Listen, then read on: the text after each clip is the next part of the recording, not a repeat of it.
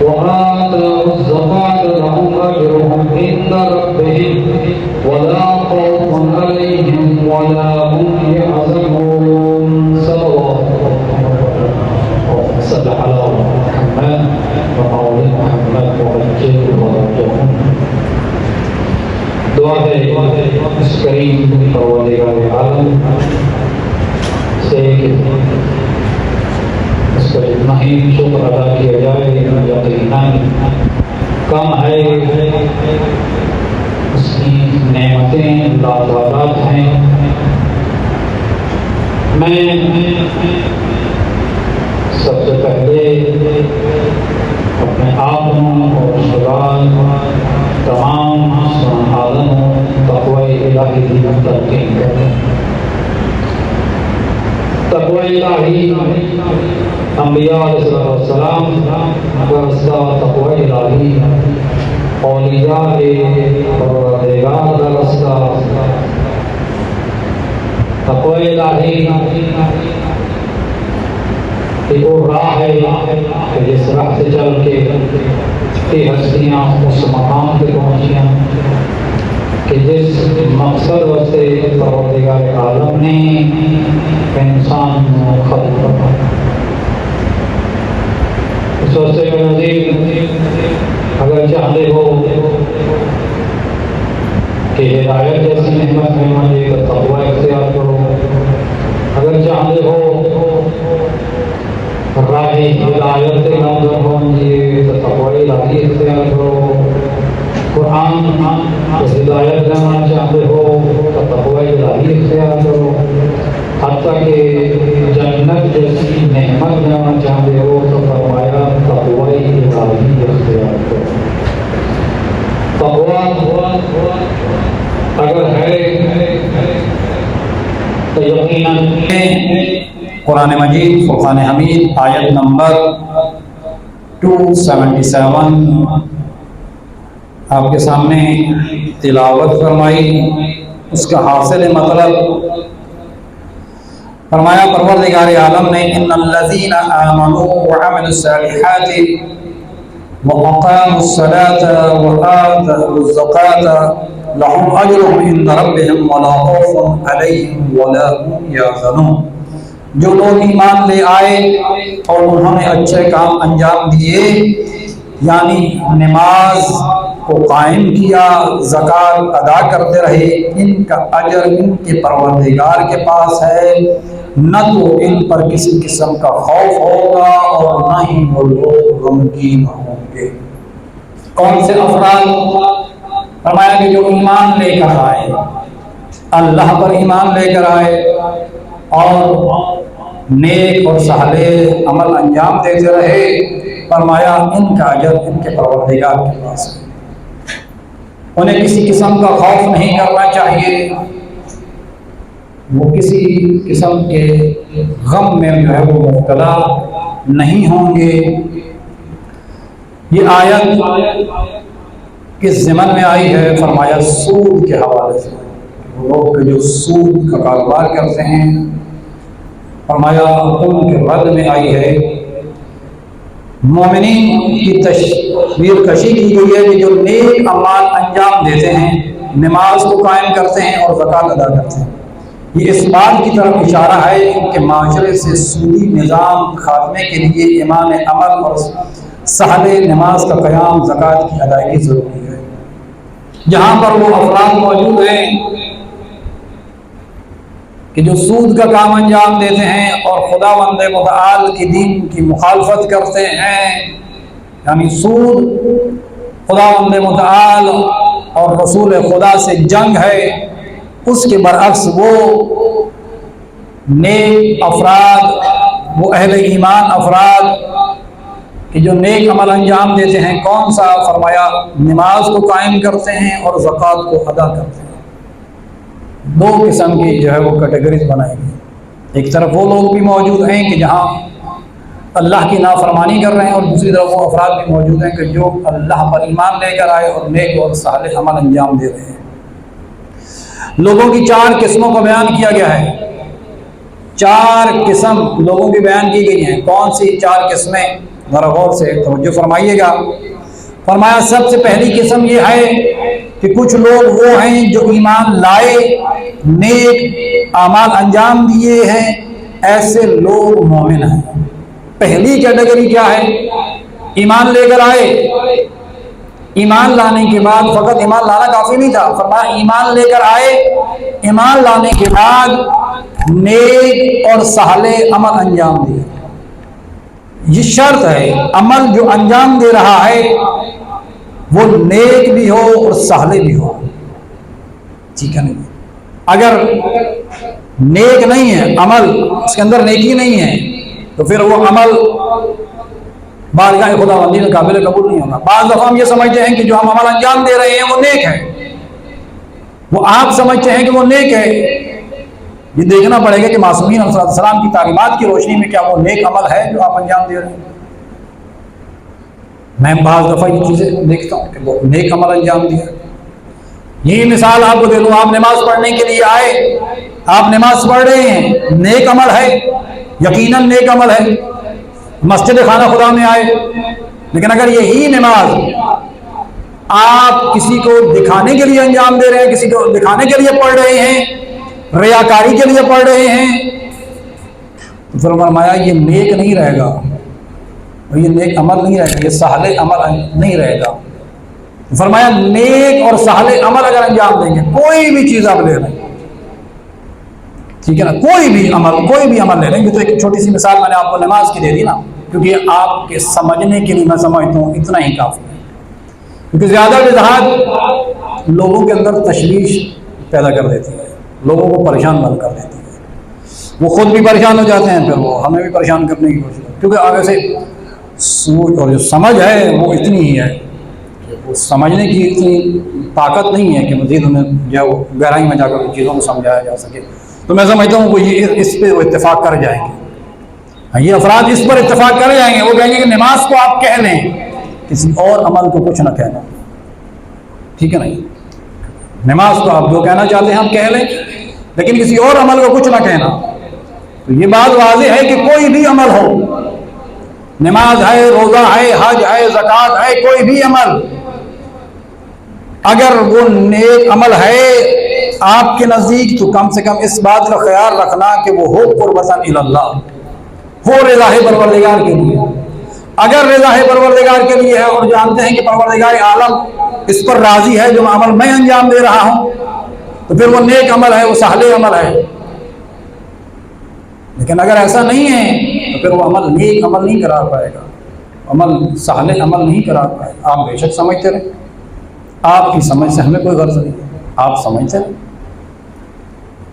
خیر، فرمایا سب سے پہلے کچھ وہ جو ایمان لائے اور نیک اعمال انجام دیے ہیں، ایسے لوگ کون ہیں؟ مومن ہیں. نیک اعمال انجام دیے ہیں، صالح اعمال انجام دیے ہیں، ایمان لے کر آئے ذات پروردگار کے لیے. کہتے ہیں کہ خدا بند متعال کے لیے ہم عمل انجام دیں. فرمائیے مومن. دوسری کیٹیگری کون سی ہے؟ کچھ لوگ وہ ہیں جو نہ ایمان لائے اور نہ ہی نیک اور صالح عمل انجام دیا ہے. یہ کون ہے؟ فرمائیے کافر ہیں. نہ ہی ایمان لے کر آئے ہیں، نہ ہی نیک کوئی عمل انجام دیا، صالح عمل انجام دیا. فرمایا یہ کافر ہیں. تیسرا ہے، بعض لوگ وہ ہیں جو ایمان تو لے آئے لیکن اعمال صالح نہیں لائے. ایسے افراد کون ہیں؟ فرمایا فاسق فاجر. ایمان لے کر آ گئے، اللہ پر ایمان لے کر آئے، پتہ ہے مرنا ہے، بارگاہ خداوندی میں حاضر ہونا، جواب دینا ہے، ایمان لے کر آ گئے لیکن عمل صالح انجام نہیں دے رہے، نیک عمل انجام نہیں دے رہے. بات سمجھ میں آئی؟ نیک عمل کسے کہا جاتا ہے؟ کہ جس میں رضا ہے پروردگار ہو، خوشنودی ہے پروردگار ہو، جس پر خدا راضی ہے، وہ نیک عمل ہے، صالح عمل ہے. فرمایا اگر یہ نیک عمل انجام نہیں دے رہے ہیں، ریاکاری ہے، اس میں دکھاوا ہے، چاہے نماز ہے، روزہ ہے، کوئی بھی عمل ہے، کوئی بھی عمل ہے، ٹھیک ہے نا، کوئی بھی عمل، کوئی مستثنا نہیں ہے اس میں کہ ہم کہیں کہ یہ فلاں مستثنا ہے، مستثنا نہیں. سارے عمل جتنے بھی نماز سے لے کر آخر تک جتنے بھی عمل سارے، اگر اس میں رضا پروردگار نہیں ہے، خوشنودی پروردگار نہیں ہے، تو وہ صالح عمل نہیں ہوگا. ایمان تو لایا ہے لیکن عمل صالح انجام نہیں دے رہا، نیک عمل انجام نہیں دے رہا، تو فرمایا یہ شخص فاسق و فاجر ہے، یہ فاسق ہے۔ چوتھا کون سا ہے؟ بعض افراد جو ایمان نہیں لائے لیکن ایمان کا اظہار کرتے ہیں اور ظاہر میں نیک اعمال انجام دیتے ہیں، ایمان بھی نہیں لے کر آئے لیکن ظاہر جو ہے وہ نیک اعمال انجام دے رہے ہوتے ہیں۔ میں یہ کون سی کیٹیگری کے افراد ہیں؟ فرمائی یہ منافق ہے، یہ منافق ہیں، یہ لوگ ایمان لائے نہیں ہیں، لوگوں کو دکھانے کے لیے عمل بھی انجام دے رہے ہیں۔ فرمائی یہ منافق ہے، منافقت کر رہا ہے۔ اب اس چار جتنی بھی کیٹیگریز ہیں ہر شخص کے لیے آئینہ ہے، اب وہ آئینے کے اندر اپنے آپ کو دیکھ لے کہ میں کس مقام میں کھڑا ہوں۔ پہلی کیٹیگری کے اندر کہ ایمان بھی لے کر آیا اور عمل صالح بھی انجام دیا ہے، مومن ہے، تو یقیناً آپ پہلی کیٹیگری ہی نہیں ہوں گے، یقیناً میں یہی حسن ظن ہے میرا کہ پہلا کیٹیگری ہی ہے ہماری۔ لیکن یہ دیکھنا خود ہے انسان نے اپنے آپ، آئینہ خود ہے، وہ اپنا آئینہ اپنے آپ کو دیکھنے کے لیے وہ خود ہے، فیصلہ آپ نے کرنا ہے۔ خدا نے جب فیصلہ کرنا ہوگا خدا فیصلہ کر لے گا۔ تو فرمایا کہ جو نیک اور صالح عمل انجام دیتے ہیں، فرمایا انہیں کسی قسم کی غم کرنے کی کوئی ضرورت نہیں ہے، یہ لوگ دنیا اور آخرت میں کامیاب ہیں۔ اس کیٹیگری کے مطابق اگر انسان کو چلتا ہے تو دعا کرتے ہیں کہ کریم پروردگار عالم سے کہ خدا وند منان ہمیں صحیح معنوں میں اس دین کو سمجھنے کی اور اس قرآن سے استفادہ کرنے کی توفیق عطا فرمائے۔ بسم اللہ الرحمن الرحیم والعصر ان الانسان لفی خسر ان الذین آمنوا وعملوا الصالحات وتواصوا بالحق وتواصوا بالصبر۔ اللهم صل على محمد اللهم صل على محمد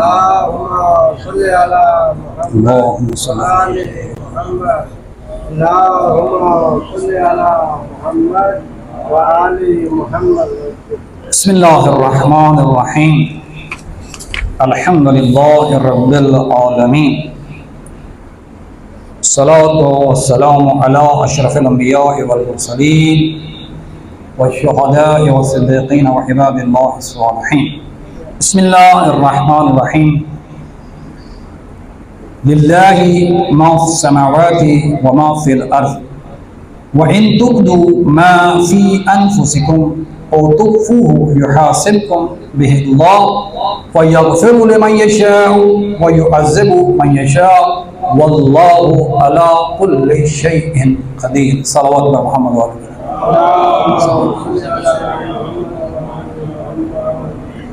پروردگار عالم فرمایا کہ جو کچھ بھی آسمانوں اور زمین میں ہے سب اسی کا ہے۔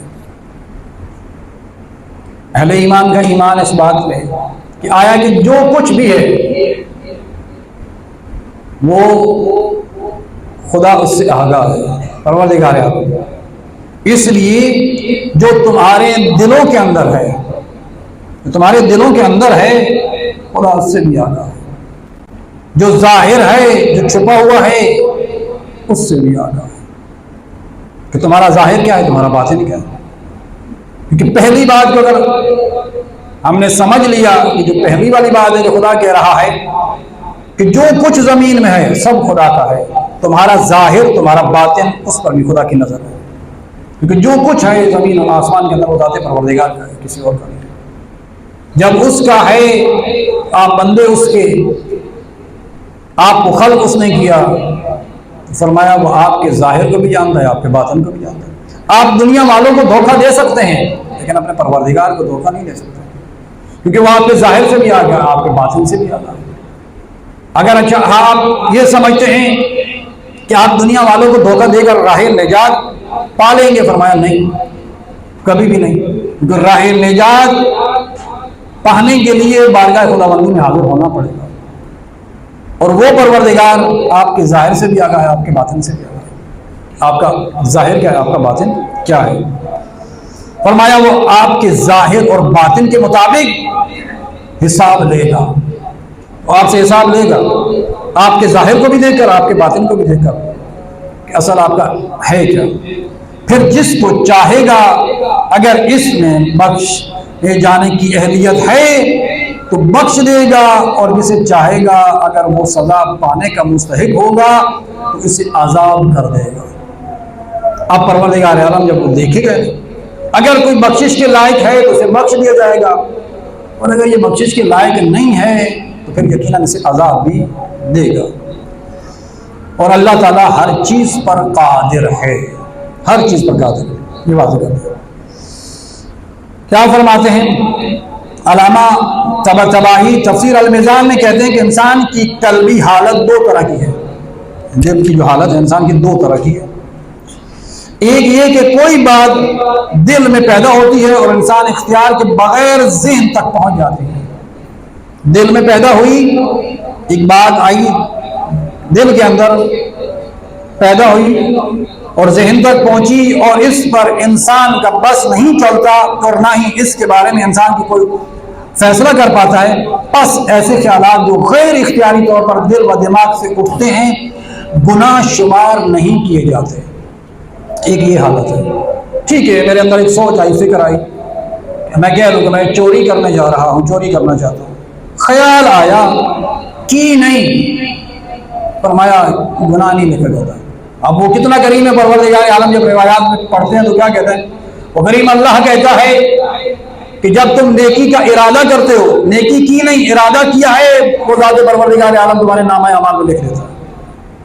لیکن جب کوئی برائی کا ارادہ کرتے ہو وہ اس وقت تک نہیں لکھا جائے گا جب تک کہ اس برائی کو انجام نہیں دو۔ اب کتنا وہ کریم ہے، وہ کریم اس پروردگار عالم۔ وہ کہتا ہے کہ اگر آپ کے ذہن میں خیال آیا کہ میں برائی کی طرف جا رہا ہوں، فرمایا نہیں لکھا جائے گا، ارادتاً آپ کا ایک ارادہ تھا لیکن لکھا نہیں جا رہا۔ لیکن روح کے ایسے حالات جو انسان کے برے اعمال کا سرچشمہ بن جاتے ہیں اور ہماری روح کی گہرائیوں میں ان کی جڑیں سرایت کر جاتی ہیں، فرمایا ان کا مواخذہ کرے گا۔ ایسے گناہ جو ہماری روح کو ڈیمیج کر دیتے ہیں، جو ہماری روح کو تباہ کر دیتے ہیں۔ روح کی غذا ہے یہ روحانیت، یہ عمل، نماز، روزہ، حج، زکات، یہ تمام چیز یہ روح کی غذا ہے۔ اگر انسان اپنی اس روح کو ہی خراب کر دے، تباہ کر دے، تو فرمایا اب اس کا محاسبہ ہوگا، اس نے اپنی روح کو کیوں خراب کیا ہے۔ یہ امانت پروردگار تھی، کیوں خراب کیا اس نے؟ جب روح خراب ہو جائے، روح مردہ ہو جائے تو پھر کوئی عمل اس سے اچھا نہیں لگتا، جب وہ عمل اچھا کرتا ہی نہیں ہے کیونکہ روح ہی خراب ہو چکی ہے، اس پر اثر نہیں ہے۔ دعا مانگتا ہے، دعا میں تاثیر نہیں ہے، گفتگو ہے بس کیا جا رہا ہے، پڑھے جا رہا ہے، تاثیر نہیں ہے، روح مردہ ہے۔ کوئی عمل انجام دے رہا ہے، اس میں لطف نہیں لے رہا، نماز پڑھ رہا ہے لطف نہیں آ رہا، روح مردہ ہے اس کی، روح اس کی اپنی اس نے جو ہے اسے مار دیا اس نے روح۔ کوئی بھی عبادت کر رہا ہے، فرمایا روحانی طور پر اس کے اوپر اثر انداز نہیں ہو رہا، فرمایا اس کی روح مردہ ہو چکی ہے۔ کیوں مردہ ہوئی ہے؟ کیونکہ اس کے اپنے عمل کی وجہ سے۔ کون سا عمل ہے ایسا؟ کون سا ایسا عمل ہے کہ جس کی وجہ سے اس کی روح مردہ ہو گئی؟ وہاں سے آگے چلو، کون سا ایسا عمل ہے؟ ممکن ہے کہ اس سے ایسا گناہ مراد ہو جن کے ذاتی طور پر اندرون قلب سے تعلق ہو اور قلب کا عمل کہلاتے ہو۔ مثلا پہلا کون سا عمل ہے؟ فرمایا کفر ہے، کفر کیا ہے اس شخص نے، اس کی روح مردہ ہو چکی ہے۔ اب خدا اس کا محاسبہ کرے گا، اب اسے گھیر لے گا، اسے لائے گا کٹہرے کے اندر، اس کا حساب لے گا۔ سب سے پہلا کون سا؟ اس کی روح اس نے ڈیمیج کیا ہے، اس کی روح کو خراب کیا ہے، اس کی روح کو مردہ کیا ہے، اب اس پر کوئی اثر نہیں آ رہا، فرمایا کفر ہے، شرک ہے، یہ پہلا عمل ہے۔ اور دوسرا وہ کون سا عمل ہے؟ فرمایا وہ بھی خطرناک ہے، وہ خطرناک ہے۔ وہ کون سا عمل ہے؟ فرمایا حق کو چھپانا، ایسے مقامات جہاں گناہ کی نیت گناہ کا مقدمہ بن جاتی ہے، حق بات کو چھپا لیتا ہے، حق کو بیان نہیں کرتا، پردہ ڈال دیتا ہے، چھپ خاموش، بولنا نہیں ہے، خاموشی اختیار کرتا۔ فرمایا اس نے روح کو مردہ کر دیا، روح کو اس نے تباہ کر دیا۔ یہ گناہ کا مقدمہ بن رہا ہے. کیسے مثال دوں آپ کو؟ ہر بات میں انسان پریشان ہو جاتا ہے کہ اس قوم کو کیسے بتایا جائے. اس قوم نے اپنے آپ کو کہاں پہ لا کے کھڑا کر دیا. جب اسے بتایا جائے تو یہ پریشان ہو جاتی ہے. اس معاشرے میں ایسی ایسی چیزوں کو رائج کیا گیا ہے کہ جو انسان کی روح کو تباہ کر کے بیٹھ گئی ہے. اس لیے کوئی ایسا نہیں ہوتا. آپ عمل انجام دیتے ہیں, آپ کے اندر روحانیت ہے, عمل انجام روحانیت ہے, کوئی روحانیت آئی ہے. میں ایران میں گیا تو میں نے ایران کا جب ماحول, گلیوں میں جب بندہ گھومے نا, گلیوں کا جو ماحول ہے, گلی کے اندر جب انسان گھوم رہا ہے روحانیت کی خوشبو آتی تھی, روحانیت آتی تھی انسان. ابھی بھی آپ ایران کے لائیو لگا کے چیک کر رہے ہیں, ذرا دیکھیں نا, وہیں پہ بیٹھے ہوئے انسان کے اندر روحانیت کنورٹ ہوتی ہے. کیونکہ ایسا نظام ہے. روحانیت ہے نہیں ہے. کیوں نہیں ہے؟ کیونکہ حق کو چھپا دیا, باطل کو سامنے کر دیا. حق پہ پردہ ڈال, چپ, خاموش, بولنا نہیں ہے, خاموشی کیا. والعصر ان الانسان لفی خسر, فرمایا تمام انسان خسارے میں ہے, تمام انسان خسارے میں ہے. میرے پروردگار میری عبادت, میرا روزہ, میری حج, میری زکات, میرا عمل, میرے عمل صالح جو میں انجام دے رہا ہوں وہ کہاں گئے؟ فرمایا کیوں پریشان ہوتا ہے, صبر تو کر جا 2 منٹ. الا الذین لگا کے پروردگار عالم مستثنا کر رہا ہے. کن لوگوں کو مستثنا کر رہا ہے؟ فرمایا پریشان نہ ہونا, سارے خسارے میں نہیں ہیں. الا الذین, جو اس اوصاف کے مالک ہیں وہ کامیاب ہیں. کون سے؟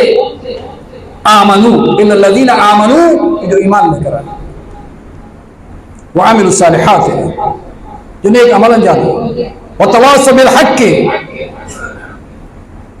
جو حق کی تلقین کرتے ہیں, جو حق لوگوں تک پہنچاتے ہیں. تواصوا بالصبر, حق پہنچاتے ہیں اور صبر کرتے ہیں. فرمایا یہ کامیاب ہے. یہ مستثنا ہیں, یہ افراد مستثنا ہیں. بعض دفعہ جیسے میں نے عرض کیا نا کہ مقدمہ بن جاتا ہے, ایک عمل دوسرا عمل اس کا مقدمہ بن رہا ہے, وہ اس کو حرام کر رہا ہے, لیکن انسان کو سمجھ نہیں آتی.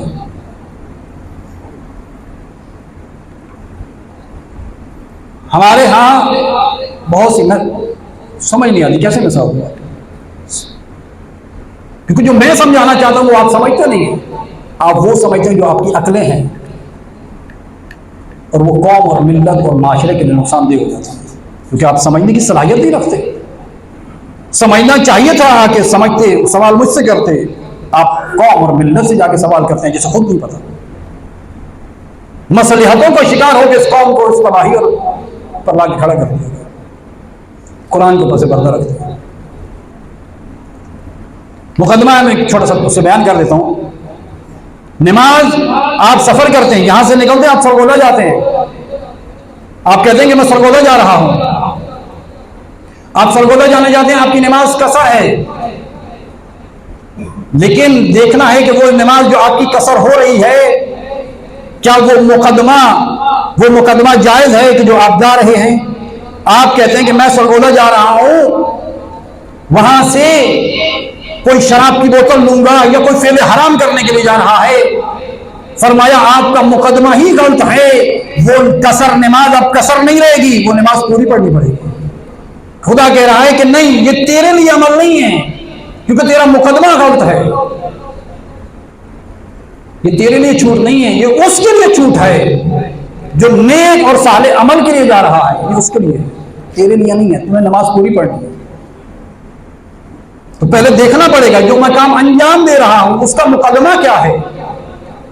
بظاہر وہ میں کہہ رہا ہوں وہ کام میں اچھا کر رہا ہوں, اچھا کہاں کر رہا ہے, پہلے اس کا مقدمہ دیکھ کہ وہ صحیح ہے یا نہیں ہے. ہمارے معاشرے میں بہت سی چیزیں ایسے رائج ہیں اور لوگ بضد ہو جاتے ہیں اس معاملے کے اوپر, اور دین خدا کو تباہ کر دیتے ہیں. یزید کو یزید پہ لعنت کیوں کرتے ہیں؟ کیا وجہ ہے لعنت کرنے کی؟ اس کی بیسک وجہ کیا ہے؟ لعنت کیوں کرتے ہیں یزید کو کہ لعنت اللہ؟ یہی ہے نا کہ حلال محمد کو حرام محمد میں تبدیل کر رہا تھا, اور حلال محمد کو حرام محمد میں تبدیل کر رہا تھا. حسین کا وہ پیام مثلی لا یبائی مثلا، مجھ جیسا تو جیسے کی بیعت نہیں کر سکتا، تا قیامت تک کا پیغام دیا امام حسین علیہ مقام نے۔ فرمایا قیامت تک آنے والا ہر شخص ہر دور میں جب بھی دیکھے گا کہ کوئی حلال محمد کو حرام محمد میں کنورٹ کر رہا ہے، حرام محمد کو حلال محمد میں کنورٹ کر رہا ہے، فرمایا یہ یزید کا پیروکار ہوگا۔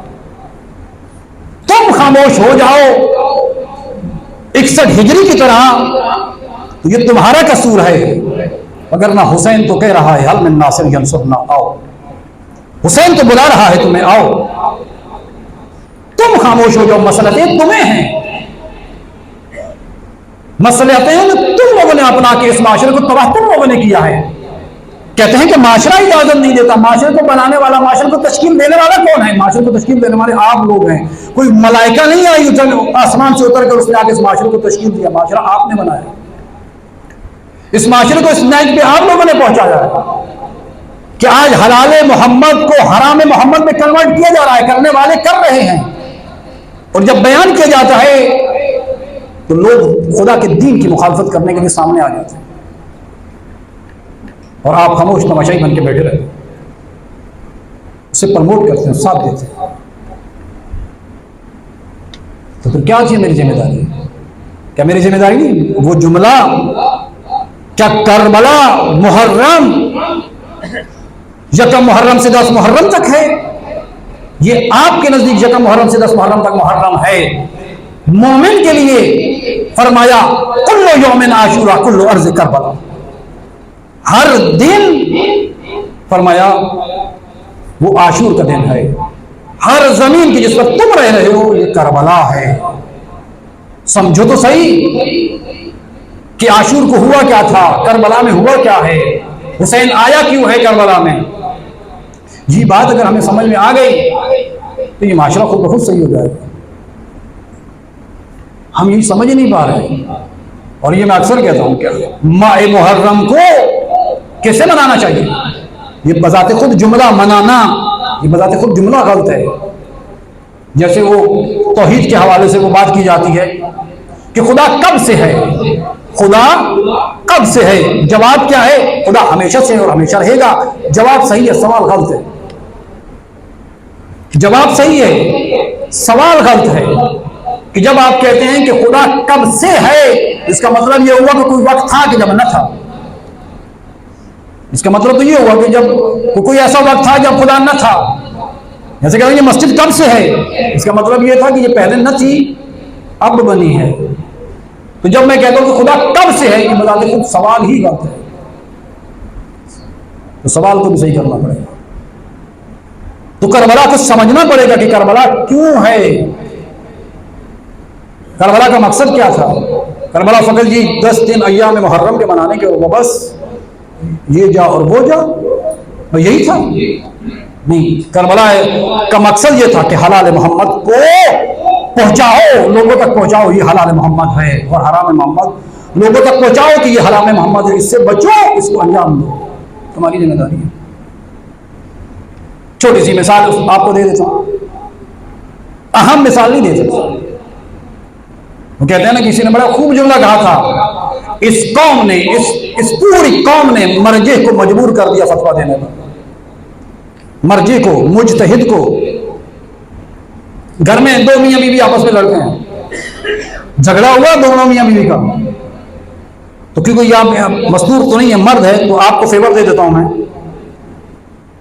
مستور عورت جو ہے وہ بلا وجہ مرد سے جھگڑا کر رہی ہے، خواہ مخواہ میں جھگڑا کر رہی ہے، کسی ایک موضوع پر وہ بضد ہو گئی اور خواہ مخواہ میں لڑ رہی ہے، جھگڑا کر رہی ہے۔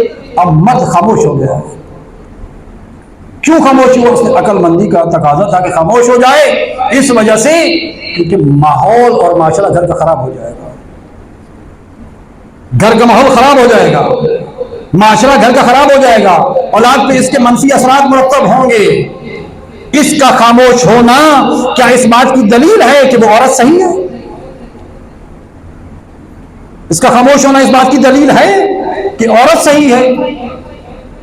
بولے نا بھائی، بول نہیں نا، اس بات کی یہ دلیل نہیں ہے کہ عورت صحیح ہے۔ وہ خاموش اس لیے ہو رہا ہے کہ وہ اس گھر کو خراب نہیں ہونے دینا چاہتا، وہ اس معاشرے کو تباہ نہیں ہونے دینا چاہتا۔ جو تیسرا فرد جب آئے گا اور اسے آ کر کہے گا، اسے اپریشیٹ کرے گا کہ ہاں آپ نے ٹھیک کیا ہے، ٹھیک ہے، آپ صحیح ہیں، یہ بندہ غلط ہے، یہ عورت غلط ہے۔ آج اس قوم نے، آج اس ملت نے، آج مرجے کو مجبور کر دیا ہے کہ وہ فتویٰ دے، اور پھر کہتے ہیں کہ جو مجتہد کا فتویٰ ہے، مجتہد کا فتویٰ ہے، یہ ویسے ہی فتویٰ ہے مجتہد کا کہ جیسے اس عورت کو خاموش کروایا گیا ہے۔ کیوں؟ کیونکہ یہ گھر کو ناسور بنا دے گی۔ وہ جس وجہ سے وہ مجتہد فتویٰ دے رہا ہے، وہ اس شخص کی وجہ سے دے رہا ہے، اس معاشرے کی وجہ سے دے رہا ہے کہ یہ اس معاشرے کو ناسور بنا دے گا، اس معاشرے کو تباہ و برباد کر دے گا۔ اس جاہل کی بات کو مانو، قبول کرو، اور بیچ میں سے کوئی راستہ نکالو تاکہ یہ معاملہ خراب نہ ہو جائے۔ مجبور کر دیا مرجے کو، مجتہدین کو۔ اگر وہ دے دیتے فتویٰ صحیح سیدھا سے دیتے تو پھر معاملات کچھ اور ہوتے۔ تو کیونکہ معاشرے کو بھی تو دیکھنا پڑتا ہے، کسی حد تک دیکھنا پڑتا ہے، سنوارنا پڑتا ہے۔ اس کا یہ مطلب نہیں ہوا کہ وہ شخص وہ صحیح ہے، وہ صحیح نہیں ہے، وہ غلط ہے، وہ مستور غلط ہے۔ اب آپ حلال محمد کو حرام محمد میں کنورٹ کرتے پھر آپ کی عقلوں پہ پردے پڑ چکے ہیں، ہمارے اگر کیا کر سکتے، ہم کچھ نہیں کر سکتے۔ آپ اپنے عقلوں پہ ماتم کرو کہ خدا کہتا ہے کہ اس کا فیصلہ میں کروں گا، آپ خاموش ہو جائیں۔ اس لیے وہ بندہ وہ کہتا ہے کہ میرے پروردگار تو ہی فیصلہ کر اس عورت کا، اور میرے گھر کو ماحول صحیح کر دے۔ وہ مرجے بھی کہتا ہے میرے پروردگار اس قوم ملت نے، اس معاشرے نے اس تباہ و برباد کر دیا، اس معاشرے کو تو ہی فیصلہ کرے گا۔ خاموش ہو جاتا ہے کہ اس معاملے کو کسی طریقے سے نکالنا ہے یہاں سے۔ فرمایا کہ مرجے کو مجبور کیا گیا ہے، کس نے؟ اس معاشرے نے، اور ہم معاشرے کا ساتھ دیتے ہیں۔ کیوں؟ کہ مجبور ہیں، کہ یہ مجبور ہیں، مصلحتیں ہیں، مصلحتیں خود بنائی ہیں آپ لوگوں نے، آپ لوگوں نے اس نہج پہ خود پہنچایا ہے اس قوم کو، اس افراد کو۔ اگر یہ نہ پہنچایا جاتا تو آج یہ ناسور نہ بنتے، آج حلال محمد حلال محمد ہی ہوتا، اور حرام محمد حرام محمد بھی ہوتا۔ ایک اور چھوٹی سی مثال، اور آپ کی زحمتوں کو تمام۔ ایک دوست تھے میرے، شاید میں نے پہلے بھی کئی دفعہ مثال دی کہ ان کے پاس آیا گوشت۔ کون سا گوشت آیا؟ عقیقے کا گوشت آیا۔ اس نے کہا کہ شاہ صاحب یہ گوشت ہے، عقیقے کا گوشت ہے۔ کہتا میں تو نہیں لیتا۔ بھائی کیوں نہیں لیتے؟ کہتے ہیں یہ صدقہ ہے، یہ حرام ہے، صدقہ صدقات پر حرام ہے۔ اب آپ کے لیے بھی پریشانی بن جائے گی، ہاں صدقہ صدقات پہ حرام ہے، صدقہ صدقات پہ حرام ہے، اس میں کوئی دو رائے نہیں ہے، صدقہ صدقات پہ حرام ہے۔ میں پھر کہہ رہا ہوں، جو میں کہہ رہا ہوں وہی سمجھنا، اپنے عقلوں کے مطابق نہ سمجھنا۔ جو سمجھنا ہے تو پھر مجھ سے پوچھنا، آ کے مجھ سے کلیئر کرنا، اپنے ساتھ والے شخص سے نہ پوچھنا، کیونکہ خود اس سے سمجھ نہیں ہے، وہ آپ کو کیا سمجھائے گا۔ چوکوں اور چوراہوں میں بیٹھ کے نہ سمجھنا، یہاں میرے پاس آ کے میں سمجھاؤں گا، بات میری ہے تو میں ہی سمجھاؤں گا نا۔ پھر اس سے نہ سمجھنا جسے خود سمجھ نہیں۔ صدقہ صدقات پہ حرام ہے، کیا مطلقاً صدقہ صدقات پہ حرام ہے؟ مطلقاً صدقہ سارے صدقے صدقات پر حرام ہے؟ دین شریعت کیا کہتی ہے؟ فرمایا نہیں، واجب صدقہ صدقات پہ حرام ہے، واجب۔ اور واجب کون سا ہے؟ واجب فطرانہ، جو ماہ رمضان میں جو عید کا چاند نظر آتا ہے نا، فطرانہ جب آپ دیتے ہیں، فرمایا وہ غیر سید کو نہیں دے سکتا، یہ حرام ہے اس کے لیے۔ سید کو دے سکتا ہے، غیر سید کو نہیں دے سکتا، حرام ہے۔ ایک یہ صدقہ۔ دوسرا صدقہ کون سا ہے؟ فرمایا وہ جو زکوٰۃ آپ لوگ نکالتے ہیں، زکوٰۃ ہمارے اس علاقے کے اندر گندم پر ہی زکوٰۃ نکلتی ہے۔ فرمایا یہ جو جب زکوٰۃ نکالتے ہیں آپ، یہ کسی سید کو نہیں دے سکتے، آپ بعنوان زکوٰۃ کے نہیں دے سکتے۔ ویسے دینا چاہتے ہیں دے لیں، بعنوان زکوٰۃ نہیں دے سکتے۔ بعنوان زکوٰۃ دیں گے، یہ سعادت کے لیے حرام ہے، یہ نہیں، سعادت نہیں کھا سکتے، یہ سعادت کے لیے حرام ہے۔ یہ دو صدقے ہیں سعادت پر حرام ہے، باقی جائز ہے، باقی کھا سکتے ہیں۔ تو شاہ صاحب سے کہا بسم اللہ کھائیں، کہتے ہیں نہیں، صدقہ ہمارے پہ حرام ہے۔ کن کے مقلد ہیں؟ جی فلاں کے۔ اچھا آئیں توضیح المسائل نکالی، یہ دیکھیں آپ کا مرجع یہ کہہ رہا ہے، کہنا میں نے نہیں کھانا، کہتا میں نے نہیں کھانا، میں نے مجتہد کی بات ہی نہیں مانی۔ اب بتائیں کہ یہ کیسا مومن ہے؟ یہ وہ مومن ہے کہ جس کی میں مثال ایسے دیتا ہوں کہ کوئی شخص گدھے پر چڑھ رہا تھا، ادھر سے گدھے پہ چھلانگ لگاتا ہے، اس طرف گر جاتا ہے، ادھر سے چھلانگ لگاتا ہے، اس طرف گر جاتا ہے. کوئی عقل مند گزرا، اس نے کہا ایسے نہیں چڑھا جاتا، پیچھے سے دوڑ کر آ، چھلانگ لگا، پھر اس کے اوپر چڑھ. وہ پیچھے سے بھاگ کر آیا، چھلانگ لگائی، گدھے کے آگے جا کے گرا. کہتا کہ تو زیادہ ہی چڑھ گیا تھا. جب دین زیادہ چڑھ جائے انسان کو تو پھر وہ آپے سے باہر نکل جاتا ہے. وہ اپنے اس کا ظرف اتنا ہوتا ہے، ظرف جو ہے نا وہ پھر اپنے سے باہر نکلنا شروع ہو جاتا ہے. اس لیے میرے عزیز اس دین کو سمجھنے کی کوشش کریں، اشارے اور کناروں میں چیزوں کو سمجھنے کی کوشش کریں. اور یقیناً میں سمجھتا ہوں عقل فہم رکھنے والے اہل مطالعہ ان چیزوں کو سمجھتے ہیں. ہر چیز کی، ہر شخص کی ذمہ داری میری ذمہ داری نہیں ہے. آپ نے سمجھنا ان چیزوں کو، سمجھیں. کتابیں آپ کے پاس ہیں، قرآن آپ کے پاس ہے. آپ کو بتایا گیا ہے کہ یا علی انت وشیعتهم الفائزون یوم القیامہ، کہ اے علی تو اور تیرے شیعہ کامیاب ہیں. تو آؤ کامیابی کی طرف، خداوند متعالی آپ کو کامیابی کی طرف لے کر آئے.